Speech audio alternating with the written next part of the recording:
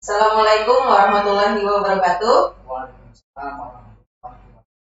Halo Sobat Religi yang ada di rumah dan dimanapun berada. Kembali lagi di TV Kemenak Kabupaten Bangka Selatan pada program Kelakar Satker.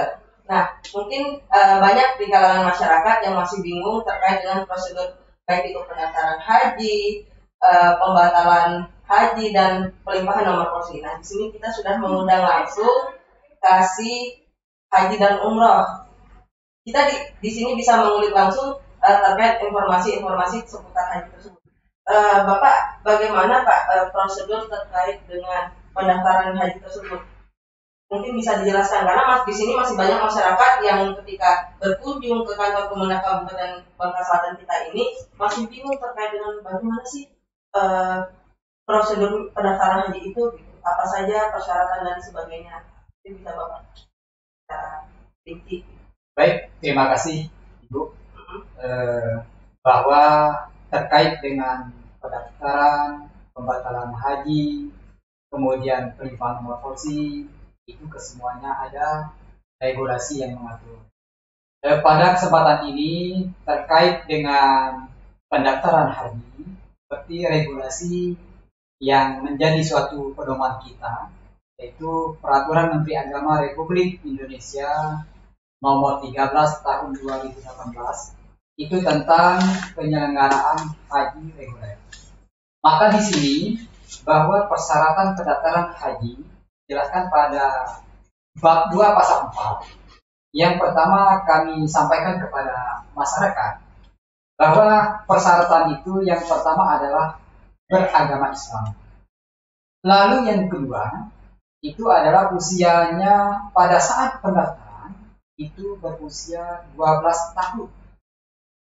Selanjutnya memiliki KTP sesuai yang masih berlaku sesuai dengan domisili. Maka di sini kami tegaskan kepada masyarakat dan pun calon jamaah haji yang menginginkan meniatkan untuk mendaftarkan haji, maka domisili KTP domisili ini maksudnya begini, bahwa kita memiliki KTP di wilayah Bangka Selatan itu boleh mendaftarkan haji itu di Kementerian Agama Kabupaten Bangka Selatan. Artinya kalau calon jamaah haji atau masyarakat itu domisilinya di Pangkal Pinang dan di luar Bangka Selatan, itu tidak boleh mendaftarkan di Bangka Selatan. Jadi berlaku di Bangka Selatan, seperti di Simpang Rimbang, Payung, Pulau Besar, kemudian Tukar-Sadai, Tobuali, kemudian Kepulauan Kongo, Tanjung Labu, itu semuanya masuk wilayah Kabupaten Bangka Selatan. Jadi ini boleh mendaftarkan hajinya di kantor Kementerian Agama Kabupaten Bangka Selatan. Tapi tidak boleh mendaftarkan di kabupaten yang lain. Itu maksud daripada KTP yang masih berlaku sesuai dengan domisili. Selanjutnya harus memiliki kartu keluarga. Kemudian memiliki akte kelahiran. Kemudian memiliki tabungan haji pada bank penerima setoran, itu BPIH. Selanjutnya paspor. Bagi yang sudah memiliki itu ditunjukkan kepada petugas di kantor Kementerian Agama Kabupaten Bangka Selatan, sehingga ini data yang didaftarkan itu adalah sinkron antara KTP, KK, akte kelahiran, dan pun paspor. Oke, maaf Bapak dipotong sedikit terkait dengan paspor itu. Di sini kan tidak semua masyarakat memiliki paspor Bapak. Ya. Untuk mendaftarkan haji tersebut, bila masyarakat ini belum mempunyai paspor, itu prosedurnya seperti apa Bapak? Baik, bagi yang belum memiliki paspor itu tidak perlu menunjukkan paspornya. Itu yang kami sarankan itu bagi yang sudah memiliki, mungkin sudah pernah melaksanakan ibadah umroh dan lain sebagainya. Tinggal menunjukkan paspornya itu kepada kita, sehingga data yang kita pakai itu sinkron dengan paspor yang ada. Berarti tidak masalah? Tidak masalah. Walaupun tidak ada paspornya, itu tidak masalah untuk pendaftaran ibadah haji. Nah, jadi seperti itu ya Sobat Religi. Misalkan di sini ada teman-teman yang ingin mendaftarkan haji tapi tidak memiliki paspor, masih tetap bisa mendaftar haji. Mungkin untuk persyaratan lainnya ada yang baik. Selain persyaratan yang kita jelaskan tadi, ada juga persyaratan yang harus dilengkapi oleh calon jamaah haji atau masyarakat.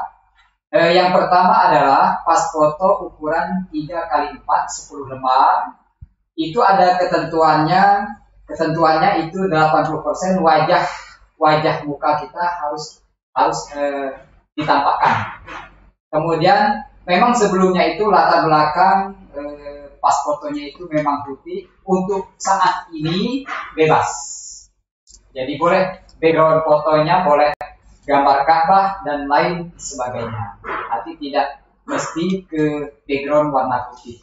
Kemudian tidak boleh memakai pakaian dinas, khususnya pakaian bagi mungkin PNS, kemudian pegawai honor. Yang penting jangan memakai pakaian dinas. Kemudian tidak boleh memakai kacamata. Itu selain persyaratan yang kami jelaskan. Nah, itu bisa teman-teman catat untuk ketentuan seperti misalkan foto itu tidak harus warna putih dan tidak harus berseragam dinas. Ya teman-teman. Mungkin untuk itu kan terkait dengan pendaftaran Pak. Di sini ada masyarakat yang berkunjung ke kantor kita ini membatalkan haji, baik itu yang meninggal dunia ataupun pelimpahan nomor OSIS dan sebagainya. Mungkin bisa Bapak jelaskan lebih detail terkait dengan itu seperti apa? Baik, terima kasih. Kami jelaskan berkenaan dengan pelimpahan nomor porsi. Itu juga regulasi sudah mengatur. Yang pertama adalah keputusan Dirjen Penyelenggaraan Haji dan Umroh nomor 130 tahun 2020. Itu adalah menjelaskan pelimpahan nomor porsi. Maka pelimpahan nomor porsi ini ada dua kriteria. Yang pertama, pelimpahan nomor porsi itu berlaku kepada yang meninggal dunia. Kemudian yang kedua, itu adalah berlaku kepada yang sakit permanen. Kami sampaikan bahwa pelimpahan nomor porsi yang meninggal dunia itu bisa dilimpahkan kepada ahli warisnya. Kepada ahli warisnya, yaitu yang pertama, kalau meninggal suami, boleh istri, anak, saudara kandung, itu yang boleh untuk menggantikan pelimpahan nomor porsinya. Dengan syarat itu ada ketentuan regulasi yang mengatur mulai terhitung meninggal dunianya 29 April 2019. Artinya mulai dari 29 April 2019 sampai sekarang ini itu regulasi mengakomodir itu pelimpahan nomor porsi berlaku untuk anak, istri, saudara kandung. Jadi di luar itu tidak boleh, regulasi belum mengakomodir, misalnya anak angkat baru, kemudian paman baru. Jadi semuanya adalah yang senasabnya. Itu terkait. Nah, jadi seperti itu ya Sobat Religi. Untuk pelimpahan itu bisa untuk suami, anak, dan saudara kandung seperti itu. Kemudian kesehatan. Kemudian kami tambahkan lagi bahwa regulasi yang menyatakan pelimpahan nomor porsi yaitu sakit permanen. Jadi dalam hal ini surat edaran Menteri Kesehatan. Jadi surat edaran Menteri Kesehatan nomor 33 tahun 2020 itu menjelaskan tentang kategori sakit permanen. Jadi sakit permanen ini maksudnya kalau dari sisi kesehatannya itu ada kriteria dari Menteri Kesehatan. Misalnya penyakit itu tidak bisa disembuhkan lagi.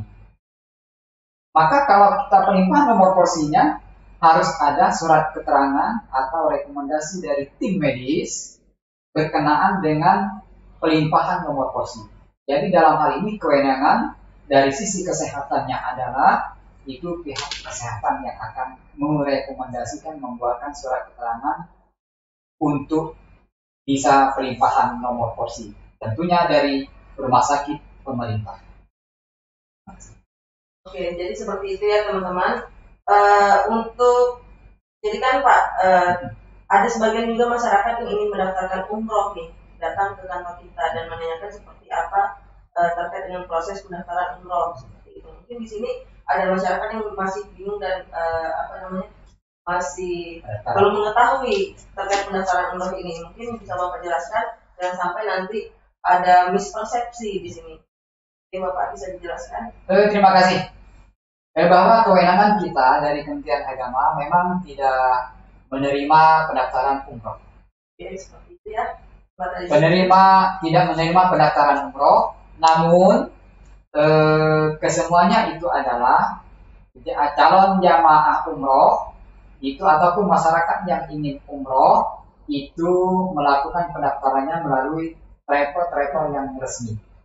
Jadi travel yang resmi seperti kalau di Bangka Selatan yang itu sudah resmi, kemudian sudah ada surat keputusannya itu dari Kepala Kantor Wilayah Kementerian Agama Provinsi Bangka Belitung. Kita di Bangka Selatan ada 2 PPIU-nya. Jadi yang pertama adalah yaitu PT Mekar Jaya, itu Patuna Mekar Jaya di Desa Beja. Kemudian NIDA Utama, PPIU NIDA Utama di Kecamatan Tobuari. Jadi untuk PPIU yang resmi yang ada di Bangka Selatan yang sudah memegang surat keputusan secara resmi ada 5. Jadi itu untuk melaksanakan menghimbau kepada masyarakat itu untuk mendaftarkan ibadah umrohnya. Hanya Kementerian Agama Bangka Selatan hanya berkewenangan untuk memberikan rekomendasi pembuatan paspor ke imigrasi. Kita Kementerian Agama Bangka Selatan berkewenangan untuk mengeluarkan surat rekomendasi dalam hal pembuatan paspor ke kantor imigrasi. Baik. Jadi walaupun misalkan ini bukan merupakan kewenangan dari kantor Kemenak kita ini, jadi masih tetap bisa meminta rekomendasi kepada kantor yang berkaitan dengan teman. Ya, betul. Seperti itu. Nah, Bapak terkait dengan pelayanan seksi bagian haji dan umroh ini, untuk memaksimalkan pelayanan haji dan umroh kepada masyarakat ini, apa yang seksi ini berikan untuk masyarakat? Baik. Pelayanan bisa maksimal.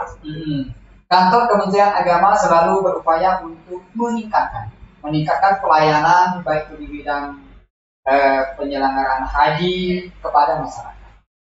Dalam hal ini masalah pendaftaran itu yang kita lakukan khususnya di kantor Kementerian Agama Kabupaten Bangka Selatan.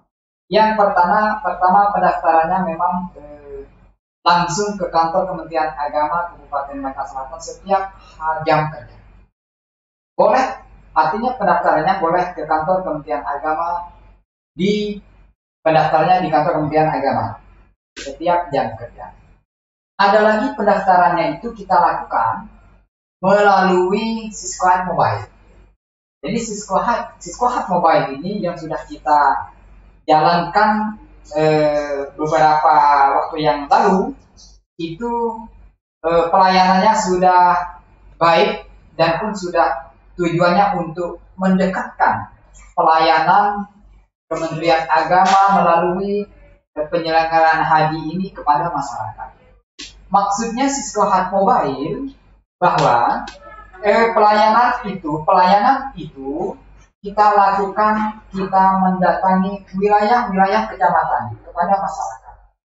Jadi masyarakat tidak perlu lagi ke kantor Kementerian Agama Kabupaten Bangka Selatan. Ini adalah petugas dari haji, penyelenggaraan haji datang ke wilayah masyarakat yang bersinergi dengan bank penerima setoran awal BPKH. Sudah kita lakukan, itu alhamdulillah berjalan dengan lancar. Baik itu di Kecamatan Tukak Sadai, kemudian di Kecamatan Tobuali. Namun ke depan kita lebih meningkatkan lagi supaya seluruh kecamatan-kecamatan itu akan tersentuh pelayanan-pelayanan terkait dengan pendaftaran haji melalui Siskohat Mobile. Baik Pak. Jadi berarti untuk seksi haji dan umroh ini sudah memaksimalkan pelayanannya, baik itu bisa mendaftarkan langsung ke kantor Kementerian Agama. Ya. Selain itu juga bisa melalui Siskohat Mobile. Mobile dan online. Iya, seperti itu. Tapi sudah kita lakukan adalah pendaftaran di kantor Kementerian Agama Bangka Selatan dan Siskohat Mobile. Baik Pak, saya ingin bertanya lagi nih Pak seputar haji pendaftaran. Untuk pendaftaran haji apakah bisa diwakilkan oleh orang tertentu atau harus orang yang bersangkutan langsung datang ke kantor Kementerian Agama ini? Baik, untuk pendaftaran haji itu tidak bisa diwakilkan. Oke, jadi seperti itu ya Sobat, Iya. tidak bisa diwakilkan. Tidak bisa diwakilkan oleh orang lain. Karena mengapa? Di situ akan diambil foto yang bersangkutan. Lalu cap jarinya. Berarti Harus yang bersangkutan. Tidak boleh diwakilkan. Iya. Jadi harus wajib hadir. Nah, ini informasi yang sangat penting. Iya. Jadi jangan sampai Sobat Ready ingin mendaftar haji namun tidak datang langsung ke tempat. Jadi jangan sampai niat baik Sobat Ready yang ada di rumah ini ingin mendaftarkan haji tertunda seperti itu. Ya baik Pak. Kemudian kami tambahkan lagi bahwa pendaftaran haji syaratnya itu tadi belum kami jelaskan, itu tidak boleh memakai baju kaos. Ya, tidak boleh memakai baju kaos, tetapi kita harus memakai baju kemeja. Jadi kami himbaukan kepada masyarakat yang ingin mendaftarkan haji itu, persyaratannya yang sudah kami sampaikan tadi, itu jangan memakai baju kaos, kemudian jangan memakai kacamata, pakailah yang pantas dan baik bagi yang wanita, pakai baju pakaian yang mahnya. Berarti bebas sopan pantas ya Pak. Oke. Hal-hal lain yang saya temui ketika di pelayanan PTSI Pak untuk pendaftaran haji, misalkan ada beberapa persyaratan khusus yang belum bisa dipenuhi oleh orang yang mendaftar haji tersebut, apakah bisa diproses hari itu juga, misalkan baik itu KK ataupun KTP ataupun apakah masih bisa diberikan layanan oleh seksi haji Pak? Apakah harus dilanjutkan besok harinya? Baik, terkait dengan calon jamaah haji mendaftarkan haji, ketika itu setelah kita verifikasi bahwa pendaftarannya itu persyaratannya itu tidak lengkap, maka dalam hal ini kalau tidak terlalu prinsipil, maka proses pendaftaran itu kita teruskan. Tapi kalau sifatnya prinsipil, persyaratannya penting, maka kita tetap mengikuti aturan-aturan yang ada. Nah itu. Maka sebaiknya kepada masyarakat ketika ingin mendaftarkan haji, maka terlebih dahulu ke kantor Kementerian Agama Kabupaten Bangka Selatan dahulu, sehingga petugas dari seksi haji akan memverifikasi persyaratan dokumen pendaftaran itu. Kalau sudah lengkap, itu baru ke BPS-nya, Bank Penerima Setoran BPIH, setoran awalnya. Nah, misalnya kalau ada ketidaksinkronan persyaratan itu, maka sebelum ke bank, verifikasi di Kementerian Agama itulah yang akan menyelesaikan. Misalnya tidak sinkron KTP dengan KK atau kelahiran, maka masih ada kesempatan untuk memperbaiki di kantor kependudukan dan catatan sipil kantor Kementerian Agama kantor Kabupaten Bangka Selatan. Harapan kami seperti itu. Ya, baik. Mungkin bisa teman-teman catat ya terkait dengan nomor validasi nih Pak. Kadang kan ada peserta haji yang sudah mendapat nomor validasi dari dan terhambat karena persyaratan yang prinsipil seperti yang Bapak jelaskan seperti Bapak bilang tadi itu. Apakah berapa lama gitu nomor validasi ini? Baik. Berlaku. Ketika calon jamaah haji atau masyarakat menyetorkan BPIH-nya setoran awalnya di Bank BPS, itu akan mendapatkan nomor validasi. Nomor validasi inilah fungsinya petugas dari Kementerian Agama khususnya di bidang PHU untuk menginput dalam siskohatnya. Nah, sehingga ini validasi itu berlaku 5 hari jam kerja. Artinya lewat 5 hari penginputan data calon jamaah haji itu tidak bisa kita teruskan. Maka solusinya adalah kita laporkan ke petugas di bagian bidang PHU kantor wilayah Kemenak Provinsi Bangka Belitung untuk dibuka sehingga penginputan itu bisa dilakukan selanjutnya. Untuk masa berlakunya Pak berapa hari? 5 hari kerja. 5 hari kerja.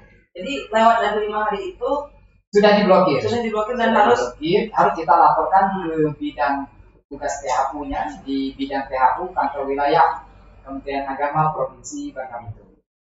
Oke. Jadi untuk nomor validasi itu sesuai dengan jam 5 hari kerja. 5 hari kerja. Jadi mungkin itu ya teman-teman sobat haji semuanya yang ada di rumah terkait dengan informasi yang disampaikan terkait dengan haji dan umroh ini. Mungkin ada lagi yang ingin Bapak sampaikan terkait dengan haji dan umroh? Atau himbauan kepada masyarakat yang ingin mendaftar haji dan sebagainya, mungkin ada yang ingin Bapak sampaikan? Kami sampaikan kepada masyarakat yang ingin berniat untuk menunaikan ibadah haji, mendaftarkan haji, itu kami sampaikan artinya kantor Kementerian Agama Bangka Selatan menerima layanan setiap hari jam kerja dengan ketentuan.